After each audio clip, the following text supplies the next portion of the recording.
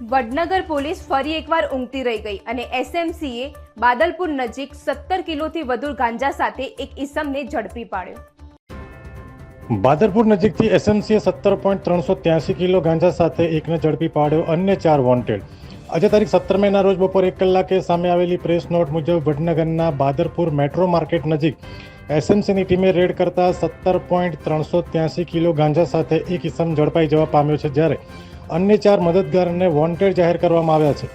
એસએમસીએ 17.383 kilo ગાંજો કિંમત ₹1,73,830, એક mobile કિંમત ₹500 અને 50,000ના એક વાહન સહિત કુલ ₹2,24,330ના મુદ્દામાલ સાથે બાબુશાહ હુસેન શાહ ફકીર નામના ઈસમની અટકાયત કરી વધુ કાર્યવાહી હાથ ધરી છે। અમે તમને આપીશું પણેપણના સમાચાર। જો તમે અમારા નિર્ભય માર્ગ ન્યૂઝ ચેનલને સબસ્ક્રાઇબ કર્યું નથી તો અત્યારે જ નીચે આપેલા આઇકોન બટન પર ક્લિક કરીને સબસ્ક્રાઇબ કરો અને શેર કરવાનું ભૂલશો નહીં।